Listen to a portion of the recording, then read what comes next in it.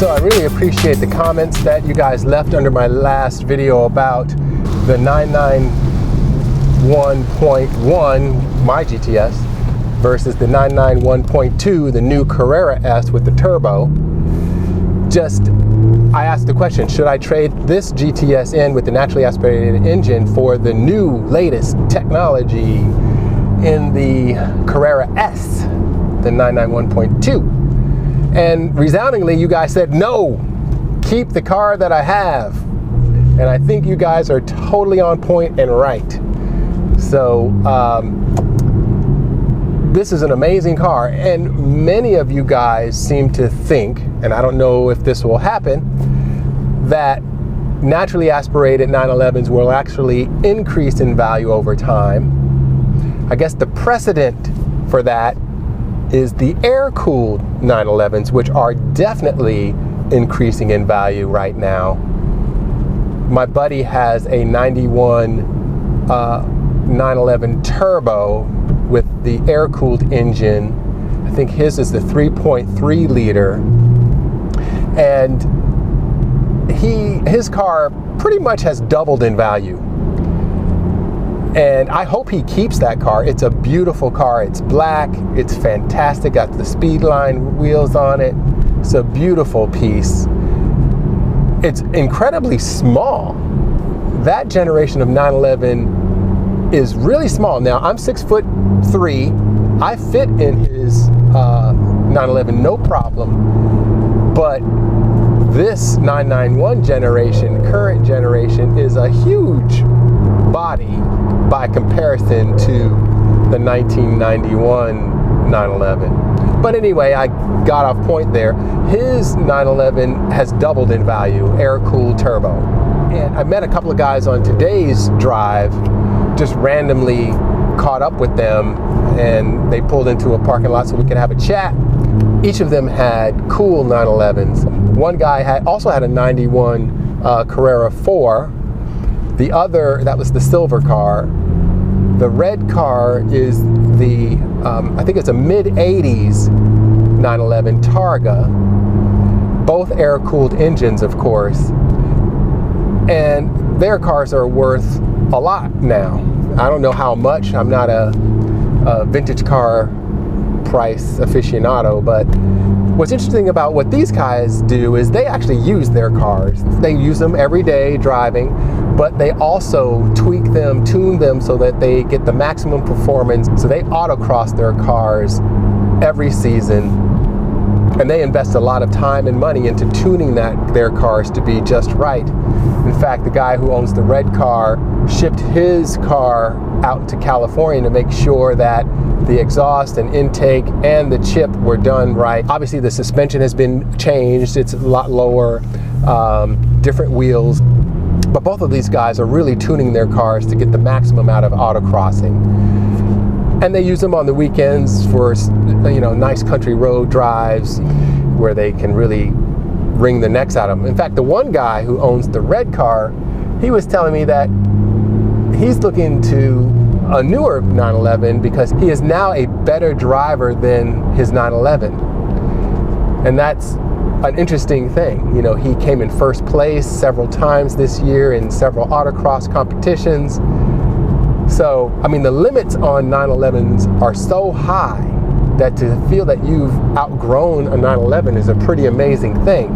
Now, his again is a mid-80s 911, and he said part of the reason why he wants to upgrade is that the new 911s like this one, the technology is so great that there's no way you can outgrow or outdrive a current day 911, or at least he doesn't think you can, and he's probably right.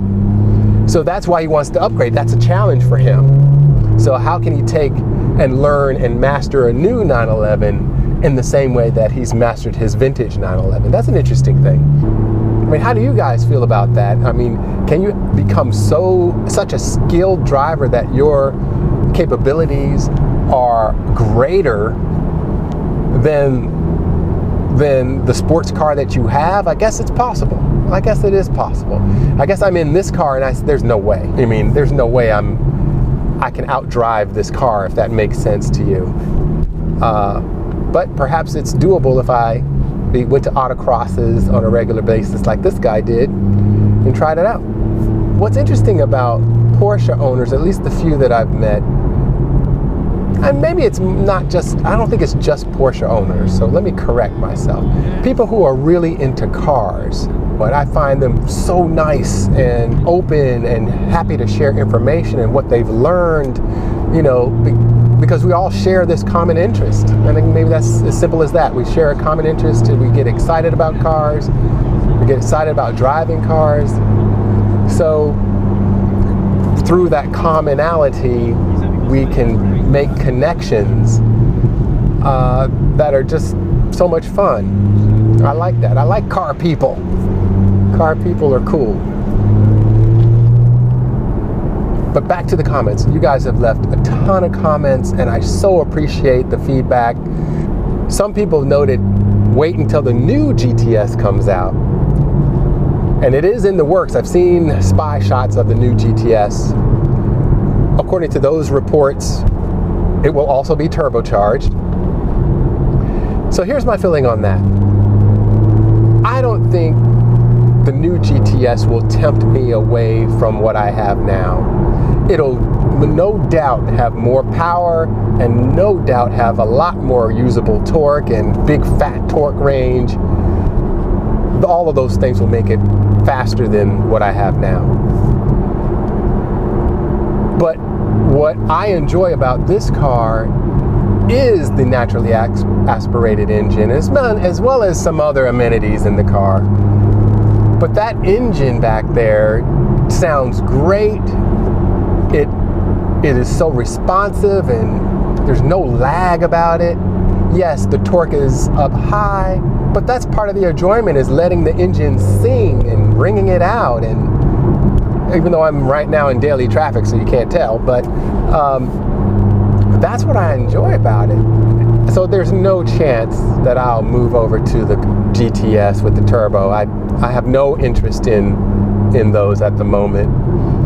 Who knows, things may change, but as long as I'm financially able to hold on to this car, I'm gonna do it. This car is amazing. And it ticks all the sports car boxes. You get that engine and you could just, it holds the road so well, handles so well. Why would I give that up? That blend of the two, the sound of that engine, the responsiveness of that engine, in combination to the whole package. It's the perfect package for me. Perfect. Won't change it. But, and I think a lot of you guys who left comments agree that this is the right one to keep. So I'm really, really happy and kind of privileged that I'm able to have this car. I don't take it for granted. Believe me, guys. I work hard. I'm a car guy, so I like talking about cars, like seeing what people think about cars. So keep them coming. Please keep the comments coming. I love that. And tell me if there's anything that you're interested in knowing about this car.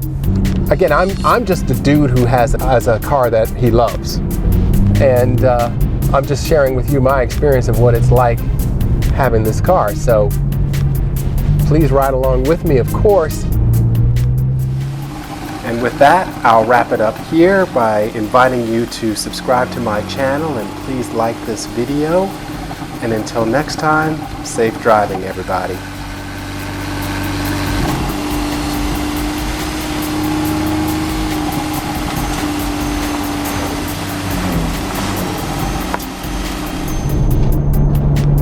These roads, they're amazing.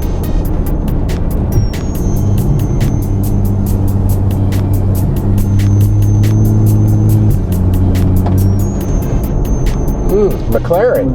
That was a McLaren that just went by. I think that was the new, is it called the 570S? That's a pretty rare sight around here. I don't see many of those.